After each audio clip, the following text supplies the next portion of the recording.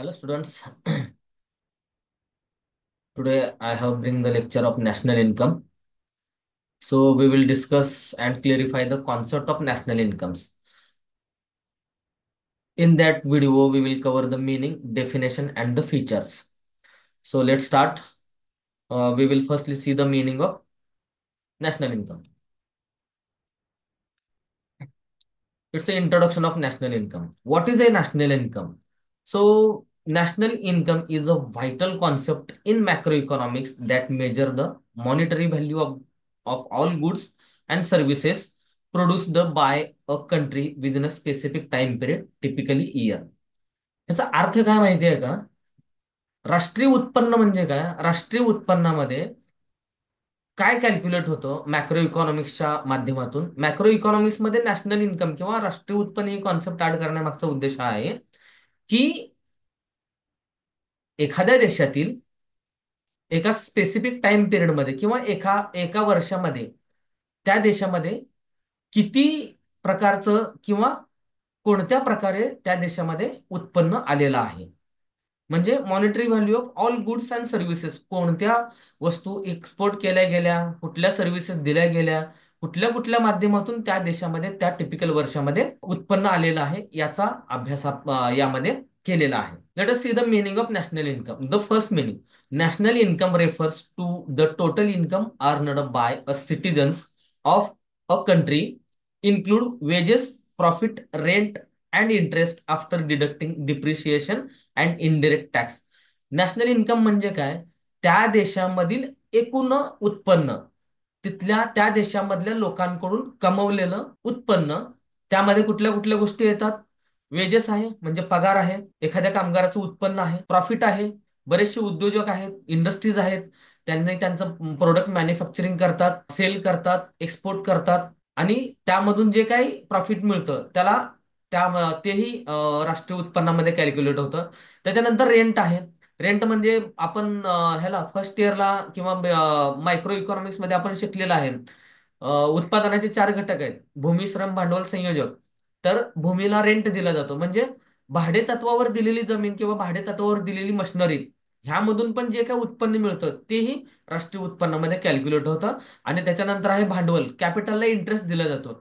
तर कॅपिटलला इंटरेस्ट दिल्यानंतर त्या कॅपिटल वरून जो इंटरेस्ट मिळतो तो इंटरेस्ट सुद्धा काय कॅल्क्युलेट होतो? नॅशनल इन्कम मध्ये कॅल्क्युलेट होतो after deducting the depreciation and indirect taxes. म्हणजे इनडिरेक्ट टॅक्सेस हे डिडक्ट केल्यानंतर जे काही उरतं त्याला आपण राष्ट्रीय उत्पन्न म्हणू शकतो. National income refer to the total value of goods and services produced within a nation over a specific time period, usually a year.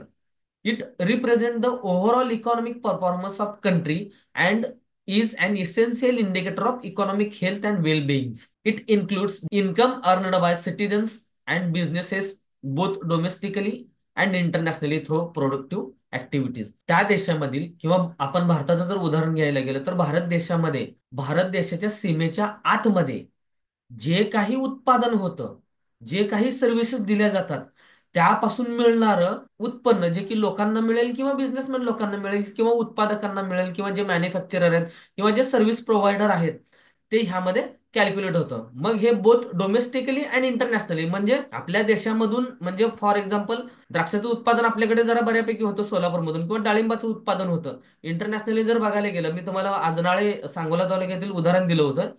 त्या गावामध्ये डाळिंबाचं उत्पादन मोठ्या प्रमाणात होतं. तर ते उत्पादन डिरेक्टली सांगोला तालुक्यामधून एक्सपोर्ट होतं. कुठं? आउट ऑफ इंडियाला, भारताबाहेर ते जातं. तर त्याच्याकडून जे काही उत्पन्न मिळतं त्यालाही काय म्हणू शकतो आपण? प्रोडक्टिव्ह ऍक्टिव्हिटीज आहेत, त्याच्यामधूनही जे काही उत्पन्न मिळतं ते राष्ट्रीय उत्पन्नामध्ये काउंट केलं जातं. ह्याचा बेसिक पॉइंट काय आहे माहिती आहे का राष्ट्रीय उत्पन्नाचा? देशाच्या सीमेच्या आत, भारत देशाच्या सीमेच्या आत, पूर्व, पश्चिम, दक्षिण, उत्तर ह्या चारही दिशांच्या आतमध्ये जे काही उत्पादन होतं, जे काही सर्व्हिसेस प्रोव्हाइड केल्या जातात, त्यामधून मिळणारं इन्कम. मग कुणी हॉटेलमध्ये जाऊन राहायला गेला असेल, त्या हॉटेलमध्ये 24 तासात जो जो काही रेंट देतो तो हॉटेल सर्व्हिस प्रोव्हायडर आहे. फॉर एक्झाम्पल कुलू मनालीला गेलाय, दिल्लीला गेलाय, तिथं गेल्यानंतर जे काही हॉटेलमध्ये तुम्ही राहता त्या हॉटेलला तुम्ही रेंट प्रोव्हाइड करता. रेंट प्रोव्हाइड केल्यानंतर जे काही त्या हॉटेलला रेंट मिळतो, 24 तासाचं जे काही भाडं मिळतं, तेही त्या देशाचं राष्ट्रीय उत्पन्नामध्ये काउंट होतं. फॉर एक्झाम्पल तुम्ही जर डॉमिनोजला गेलात पिझ्झा खायला, तिथं जाऊन पिझ्झा खाल्लात, तिथं जे काय अमाऊंट तुम्ही पे केलेली आहे, ते अमाऊंट पे केल्यानंतर सुद्धा त्या डॉमिनोजला जे काही भारतातल्या सेंटरला, म्हणजे भारतामध्ये जे डॉमिनोज म्हणजे किंवा सोलापूरला आपल्याकडे जे डॉमिनोज आहे, तिथल्या डॉमिनोजला जाऊन जर तुम्ही जर खाल्लात, तिथं खाल्ल्यानंतर तुम्ही जे काय पेमेंट करतात ते सुद्धा पेमेंट राष्ट्रीय उत्पन्नामध्ये कॅल्क्युलेट केलं जातं. याचे डेफिनेशन आहे, एक दोन तीन डेफिनेशन्स आहेत, ते आपण बघूया. सगळ्यात पहिल्यांदा आपण अल्फ्रेड मार्शल यांचं डेफिनेशन बघूया. Alfred Marshall sed that the labour and capital of a country acting upon its natural resources produce annually a certain net aggregate of commodities, material and immaterial include services of all kinds. Alfred Marshall यांचं म्हणणं असं आहे, त्या देशामधील जे काही कामगार आहेत किंवा जे काही उद्योजक आहेत किंवा भांडवलदार आहेत, त्यांच्यामधून नॅचरल रिसोर्सेसचा वापर करून किंवा produce annual a certain net aggregate commodities. Commodities म्हणजे वस्तू, म्हणजे त्या देशामधील नॅचरल रिसोर्सेसचा वापर करून जे काही कमोडिटीज किंवा जे काही उत्पादन मटेरियल और इमटेरियल हे जे काही उत्पादन घेतलेलं आहे त्याला आपण राष्ट्रीय उत्पन्न म्हणू शकतो. 2 नंबरची व्याख्या आहे, according to the Simon Kuznets said national income is the net output of commodities and services flowing during the year from the country's productive system into the hands of ultimate consumer. म्हणजे बघा काय म्हणणं आहे, Simon कुझनेटचं म्हणणं काय आहे की त्या देशामधील net output of commodities and services flowing during the year, म्हणजे त्या स्पेसिफिक वर्षामधलं किंवा स्पेसिफिक एका वर्षामधलं जे काय output of commodities and services आहेत, म्हणजे जे काही सर्व्हिसेस आणि उत्पादन झालेलं आहे किंवा जे काही सेवा दिलेल्या आहेत, त्या सेवांमधून त्या देशामध्ये जे काही प्रोडक्टिव्ह सिस्टीम, जे काही उत्पादनाची पद्धत निर्माण झालेली आहे into the hands of ultimate consumer, म्हणजे अल्टिमेट कन्झ्युमरला जे काही सेवा मिळालेली आहे, जे काही उत्पादन मिळालेलं आहे त्याला आपण राष्ट्रीय उत्पन्न म्हणू शकतो, असं सायमन कुझनेट्स यांचं म्हणणं आहे. त्याच्यानंतर आहे फीचर्स ऑफ नॅशनल इन्कम. यामध्ये एक 4-5 फीचर्स येणार आहेत, ते आपण पाहूया. The first point is that measure of economic performance. National income indicate the economic performance and growth of a country. बघा, इकॉनॉमिक परफॉर्मन्स खूप इम्पॉर्टंट पॉइंट इंडिकेट करते. National income indicate the economic performance and the growth of the country. Feature काय, घटक काय आहेत, तर feature पहिला आहे की त्या देशाचं इकॉनॉमिक परफॉर्मन्स आणि त्या देशाची ग्रोथ कशा पद्धतीने झालेली आहे. त्या देशाची ग्रोथ होण्यासाठी इकॉनॉमिक्स मध्ये अजून एक त्यामध्ये सांगितलं जातं की नॅचरल रिसोर्सेस किंवा नॅशनल रिसोर्सेसचा वापर कशा पद्धतीने केला जातो, त्याचा सस्टेनेबल डेव्हलपमेंट कशा पद्धतीने होते, ह्या सगळ्यांचा विचार त्यामध्ये केला जातो. त्यावरून ठरतं की तुमचं त्या देशाचं इकॉनॉमिक परफॉर्मन्स कशा पद्धतीने आहे आणि ग्रोथ कशा पद्धतीने होते. लक्षात घ्या, ग्रोथ होणं खूप महत्वाचे आहे. नॅशनल इन्कम मध्ये सुद्धा ग्रोथ होणं गरजेचं आहे. ती ग्रोथ जर झाली त्या देशाची तरच त्याचा इकॉनॉमिक परफॉर्मन्स इंडिकेट चांगला दिसतो. दुसरा पॉइंट आहे annual estimate. National income is typically calculated on an annual basis reflecting the economic activity over a full year. म्हणजे काय, वार्षिक अंदाज लावला जातो. प्रत्येक देशाचं एक अॅन्युअल एस्टिमेट काढलं जातं, ते typically calculated on an annual basis, म्हणजे वार्षिक आपलं जे बजेट वगैरे जे असतात, बजेटमध्ये सुद्धा नॅशनल इन्कम व्हॅल्युएबल आहे. उलट नॅशनल इन्कममुळेच बजेट काय आहे हे कळतं किंवा बजेटमध्ये त्याचा महत्वपूर्ण रोल आहे, लक्षात घ्या. Reflecting the economic activity over a full year. सांगण्याचा उद्देश हेच आहे की एखाद्या वर्षामध्ये जे काही economic, commercial, corporate, agricultural, industrial, service sector जे काही ऍक्टिव्हिटी होत आहेत त्या वर्षामध्ये, त्याला आपण अॅन्युअल इस्टिमेट काढून त्याचं नॅशनल इन्कम मध्ये कॅल्क्युलेशन करू शकतो. त्याच्यानंतर आहे domestic and foreign contribution. It include income earned bye resident from both domestic and foreign sources, making it and inclusive measure of productive activities. Third point is domestic and foreign contribution. म्हणजे आपल्या देशामध्ये जे काही उत्पादन होतं ते उत्पादन झाल्यानंतर राज्य टू राज्य, आंतरराज्य किंवा नॅशनल लेवलला जे काही ट्रान्झॅक्शन होतात, ट्रान्सपोर्टेशनच्या माध्यमातून जे काही आयात निर्यात होते, राज्य टू राज्य म्हणतो मी, दोन देशांमध्ये तर होतेच होते, राज्य टू राज्य, एका राज्यामधून दुसऱ्या राज्यामध्ये. फॉर एक्झाम्पल, आपल्याकडे हिरवी मिरची हैदराबादवरून मोठ्या प्रमाणात येते आणि आपल्याकडून कांदा हैदराबादला मोठ्या प्रमाणात जातो. ह्याला आपण काय म्हणू शकतो, डोमेस्टिक कॉन्ट्रीब्युशन आहे, लक्षात घ्या. म्हणजे नाशिकला जे सगळ्यात मोठं कांद्याचं मार्केट आहे, तो कांदा पूर्ण महाराष्ट्रभर किंवा आउट ऑफ महाराष्ट्रात सुद्धा त्याचं डिवायडेशन होतं किंवा त्याचं कॉन्ट्रीब्युशन होतं. जे काही सोलापूर जिल्ह्यामध्ये जे काही कांद्याचं उत्पादन होतं ते सगळं सोलापूरच्या मार्केट यार्ड एपीएमसी या ठिकाणी येतं. इथं आल्यानंतर काय होतं, ते बाहेरच्या राज्यांमध्ये पाठवलं जातं. त्याचंही कॉन्ट्रीब्युशन यामध्ये केलं जातं. आणि बाय डिफॉल्ट तर काय आहे की फॉरेन कॉन्ट्रीब्युशन, फॉरेन कॉन्ट्रीब्युशन खूप महत्वाचं आहे, लक्षात घ्या. परकीय गंगाजळे आपण त्याला म्हणू शकतो. फॉरेन करन्सी, जोपर्यंत तुमच्या देशाचा माल, देशातील उत्पादन अबोव 80% एक्सपोर्ट होत नाही तोपर्यंत तुमच्या देशाची ग्रोथ होत नाही. कारण तुमच्याकडे परकीय गंगाजळी म्हणजे फॉरेन करन्सी मिळणं खूप गरजेचं असतं. त्यासाठी देशातील जे 3 सेक्टर आहेत, primary sector agriculture, secondary sector industry, आणि टेरिटरी सेक्टर जे आहे, थर्ड सेक्टर ते सर्व्हिस आहे, ह्या सगळ्यांचं कॉन्ट्रीब्युशन मोठ्या प्रमाणात पाहिजे. तसं जर बघायला गेलं, डोमेस्टिकच्या बाबतीत जर बघायला गेलं, तर ऍग्रिकल्चरमध्ये काही वर्षांपूर्वी 70% लोकसंख्या कार्यरत होती. आता ती only 52% people are involving in the agriculture. Next point आहे features of national income two. This is the second point. Includes of all sector. आत्ताच तुम्हाला सांगितल्याप्रमाणे it includes national income from primary, secondary, tertiary sector like agriculture, manufacturing and service sector. ऍग्रिकल्चरचं तर तुम्हाला माहितीच आहे की भारत हा देश ऍग्रिकल्चरवरती डिपेंड आहे. ऍक्च्युली प्रत्येक देशाची इकॉनॉमी कशा ना कशावरती डिपेंडेबल असते. तसं भारत देशाची इकॉनॉमी ही ऍग्रिकल्चरवरती डिपेंड आहे. बऱ्याचशा देशाची इकॉनॉमी सुद्धा ऍग्रिकल्चरवरती डिपेंड आहे. जोपर्यंत ऍग्रिकल्चर मधून रॉ मटेरियल येणार नाहीये तोपर्यंत मॅन्युफॅक्चरिंग किंवा इंडस्ट्री सेक्टर चालणार नाहीये. आणि जोपर्यंत इंडस्ट्री सेक्टर चालणार नाहीये तोपर्यंत सर्व्हिस सेक्टर व्यवस्थितरित्या चालणार नाहीये, लक्षात घ्या. जो म्हणजे हे सगळ्या गोष्टी कशावरती डिपेंड आहेत, मान्सूनवरती. ह्याच्यामध्ये येणार नाहीये. पण ऍग्रिकल्चर डेव्हलपमेंटसाठी काय करावं लागणार आहे, ऍग्रिकल्चर ग्रोथसाठी नॅचरल रिसोर्सेस म्हणजे पावसाची खूप गरज पडते आपल्याला. जर पाऊस चांगला पडला तरच काय होतं, त्या देशाची इकॉनॉमी चांगल्या पद्धतीनं डेव्हलप होते, त्या देशाचं ऍग्रिकल्चर सेक्टर डेव्हलप होतं. ते डेव्हलप झाल्यानंतर industry sector by default develop होतं, आणि बाय डिफॉल्ट सर्व्हिस सेक्टर सुद्धा डेव्हलप होतं. मी इमेजमध्ये तुम्हाला दाखवलेलं आहे. इकडं मणिपूर, राजस्थान वगैरे ह्या भागामध्ये, राजस्थानच्या म्हणजे ह्याच्याकडे पूर्वेच्या भागाकडे तुम्ही बघितलात तर तिथं बैलाचं एक सिम्बॉल दिलेला आहे. त्याचा अर्थ काय, प्रत्येक राज्यामधून मोठ्या प्रमाणामध्ये नॅशनल इन्कम मध्ये भर पडत असते. Third feature is net of depreciation. Image मध्ये बघा, तुम्हाला दाखवलं असेल, इमेज पण तुम्ही बघून समजू शकता. Depreciation of assets is deducted to the get a more accurate picture of the country's economic output, domestic and foreign contribution. It include net depreciation. Depreciation of assets is deducted to the get a more accurate picture of the country's economic output. Depreciation assets जे आहेत त्यांना जे deduct केल्यानंतर जे काय more accurate picture of the country economic output deduct केल्यानंतर, depreciation deduct केल्यानंतर जे काही इकॉनॉमिक आउटपुट आपल्याला दिसतं त्याचंही ह्यामध्ये महत्वपूर्ण योगदान आहे. Domestic and foreign contribution. It include income earned by resident from both domestic and foreign resources, making it an exclusive measure of all productive activities.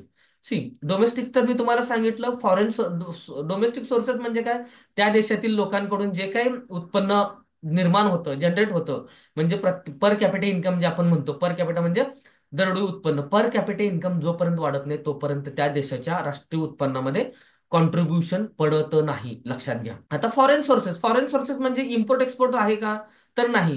भारतातली जे काही लोक आयटी सेक्टरच्या माध्यमातून किंवा बाहेरच्या देशामध्ये जाऊन काम करून जे काही आपल्या देशातल्या आई वडिलांना किंवा भारतातल्या आई वडिलांना किंवा इथल्या भारत देशामध्ये त्यांच्या कोण ना कोण रिलेटिव्ह असतात. फॉर एक्झाम्पल, एखादी फॅमिली आहे, एखादा मुलगा ज्या चांगल्या पद्धतीनं शिकून, एज्युकेशन घेऊन, इंजिनिअरिंग करून, सॉफ्टवेअर इंजिनिअरिंग करून, फॉर एक्झाम्पल तो जर बाहेरच्या देशात जर गेला आणि तिथं जर काम करत असेल तर त्याला त्या देशाच्या करन्सीचं सॅलरी मिळते, लक्षात घ्या. सपोज फॉर एक्झाम्पल युएस मध्ये जर काम करत असेल तर त्याला $10,000 जर मिळत असतील तर भारतामध्ये $10,000ची विचार करा किंमत किती आहे. $10,000 म्हणजे 8 लाख रुपये होतं, बरोबर आहे. मग त्याला 8 लाख रुपये जर महिन्याला मिळत असतील तर तो काय करणार, त्याच्यातले त्याला वापरण्यासाठी $5,000 ठेवणार आणि बाकीचे $5,000 इकडे पाठवून देणार. म्हणजे ते कन्व्हर्जन होताना, भारतामध्ये कन्व्हर्जन होताना इंडियन रुपयामध्ये कन्व्हर्जन होतं. त्याचंही ते इंडियामध्ये आल्यामुळे त्याचंही कॉन्ट्रीब्युशन नॅशनल इन्कम मध्ये काउंट होतं. फोर्थ फीचर आहे inclusion of non market activity, exclusion of non market activities. Non market activities such as house hold work, or barter transactions generally not included in national income calculation, focusing solely on marketable output. Non market ऍक्टिव्हिटीचं सुद्धा काय होतं, जे household worker आहेत किंवा barter transaction जे होतात generally, ते सुद्धा नॅशनल इन्कम मध्ये ऍड होत नाहीत. त्यानंतर आहे real and nominal terms. National income can be measured in real term adjusted for inflation and nominal term at current prices provide different perspectives on economic performance. Next point is reflects economic growth. National income is a key indicator of economic growth as higher national income generally suggests greater economic prosperity. हे बघा, prosperity म्हणजे काय? त्या देशाची तेजी, म्हणजे चांगल्या पद्धतीने चालले. सपोज एखाद्या फॅमिलीचं इन्कम, माझ्या फॅमिलीचं इन्कम 10,000 होतं, ते वाढून आता 30,000 रुपये झालेलं आहे. त्याचा अर्थ काय होऊ शकतो, की मला प्रमोशन मिळालेलं आहे, मला चांगली पगार मिळालेली आहे. सो माझं इन्कम हे आता काय झालेलं आहे, प्रॉस्पेरिटीमध्ये येतं. ते लोअर इन्कम मध्ये येणार नाही, म्हणजे रिफ्लेक्ट इकॉनॉमिक ग्रोथ. माझं जर उत्पन्न वाढलं तर मी जास्त प्रमाणात खर्च करणार ना, जास्त वस्तू चांगल्या पद्धतीच्या सेवा सुविधा घेण्याचा प्रयत्न करणार. सो त्याचं काय होतं, इकॉनॉमिक ग्रोथ मध्ये सुद्धा त्याचं रिफ्लेक्शन होत असतं. त्याच्यानंतर आहे income distribution. It shows the total income. It does not necessarily reflect how evenly or unevenly the income is distributed among a population. Income distribution आहे जे आहे ना, उत्पन्न कशा पद्धतीने विभागलं गेलेलं आहे, हे इव्हनली किंवा अनइव्हनली जे काही डिस्ट्रीब्यूट झालेलं आहे लोकांमध्ये, ते रिफ्लेक्ट करणं नेसेसरी नाहीये. लक्षात घ्या. ह्याचं म्हणणं काय आहे फीचर्समध्ये, की इव्हनली किंवा अनइव्हनली जे काही इन्कम डिस्ट्रीब्युशन झालेलं आहे देशातल्या लोकांमध्ये, ते दाखवणं गरजेचं नाहीये.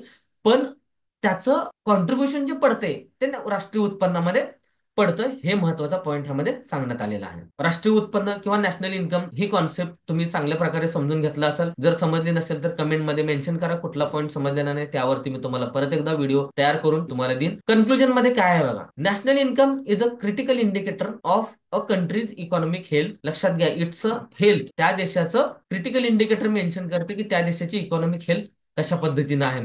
याचा अर्थ काय, तुमच्या देशाचं इन्कम किंवा आपल्या देशाचं उत्पन्न हे जर चांगल्या पद्धतीनं वाढत असेल तर त्या देशाची इकॉनॉमिक हेल्थ चांगली आहे असं आपण म्हणू शकतो. In the conclusion, national income is a critical indicator of country's economic health. See, economic health mean काय, की त्या देशामध्ये राष्ट्रीय उत्पन्न कशा पद्धतीनं ग्रोथ होत आहे किंवा कशा पद्धतीनं वाढत आहे, म्हणजे त्याची हेल्थ कशी आहे. लक्षात घ्या, कसं असतं हेल्थ म्हणजे काय म्हणू शकतो आपण याला, हेल्थचा इश्यू आपल्याला माहितीच आहे.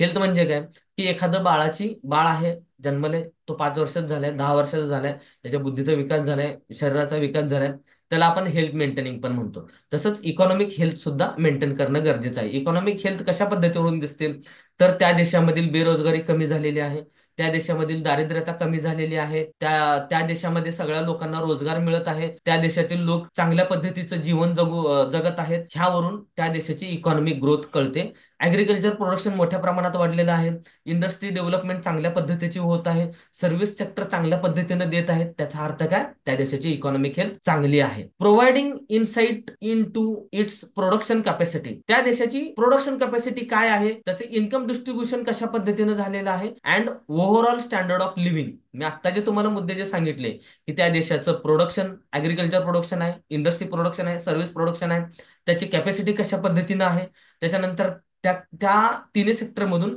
लोकांमध्ये इन्कम डिस्ट्रीब्युशन कशा पद्धतीनं होत आहे, कॅपिटल गेन कशा पद्धतीनं होत आहे, आणि ओव्हरऑल स्टँडर्ड ऑफ लिव्हिंग म्हणजे लोकांचं राहणीमान कशा पद्धतीने डेव्हलप झालेलं आहे. मला जर 10,000 उत्पन्न होतं तेव्हा मी डीमार्टच्या वस्तू खरेदी करत नव्हतो, पण माझं उत्पन्न 30,000 झाल्यानंतर मी डीमार्ट मध्ये जाऊन वस्तू खरेदी करायला लागलो. It shows that overall standard of living of that countries people. It's accurate measurement and understanding are essential for policy makers, economist and government to guide decision of economic policy development and welfare. लक्षात घ्या, national income calculation करण्यासाठी कुणाकुणाला महत्वाचं आहे, जर ते policy maker आहेत. Policy maker म्हणजे कोण, जे काय आपल्या फायनान्स मिनिस्ट्रीमध्ये आहेत, किंवा फॉर एक्झाम्पल आता जर आपण बघायला गेलं, लाडकी बहीण योजना. लाडकी बहीण योजना ही कशासाठी देण्यात आली, तर ही पॉलिसी मेकर्स लोकांनी डिझाईन केलेली पॉलिसी आहे. लक्षात घ्या, ती एक पॉलिसी सरकारने रन केलेली आहे. कशासाठी रन केलेली आहे, तर त्या देशाची किंवा महाराष्ट्राची इकॉनॉमिक हेल्थ चांगल्या पद्धतीची आहे, म्हणून कदाचित शासनाने हा डिसिजन घेतला आहे की ही पॉलिसी आपण राबवू शकतो म्हणून. त्याच्यानंतर आहे इकॉनॉमिस्ट. बरेचसे इकॉनॉमिस्ट आहेत, त्यांना थेअरी लिहायची असते, त्यांना अनालिसिस करायचं असतं, त्यांना न्यूज लिहायचे असतात, त्यांना काहीतरी अभ्यास करायचा असतो. आता तुम्ही बिझनेस इकॉनॉमिक्सचा अभ्यास करताय किंवा मॅक्रो इकॉनॉमिक्सचा अभ्यास करताय, पुढे जाऊन तुम्ही जर इकॉनॉमिक्स मध्ये जर करिअर केलात तर त्याला आपण म्हणू शकतो इकॉनॉमिस्ट आहात. त्याच्यानंतर आहे गव्हर्नमेंट्स टू गाईड डिसिजन, म्हणजे गव्हर्नमेंटला इकॉनॉमिक पॉलिसी म्हणजे monetary policy, fiscal policy and other economic policy maintain करण्यासाठी सुद्धा किंवा डिसिजन घेण्यासाठी सुद्धा हे नॅशनल इन्कम मॅटर करतं. त्याच्यानंतर आहे डेव्हलपमेंट आणि वेलफेअर. नॅशनल इन्कम जर वाढलं तर त्या देशाची ग्रोथ होते, ग्रोथ झाली की डेव्हलपमेंट होते, आणि डेव्हलपमेंट झाली की वेलफेअर पॉलिसी चांगल्या पद्धतीनं इम्प्लिमेंट करता येते. राष्ट्रीय उत्पन्न तुम्हाला होप्स समजलं असेल. So if you understand or not understand kindly mention in the comment. Thank you.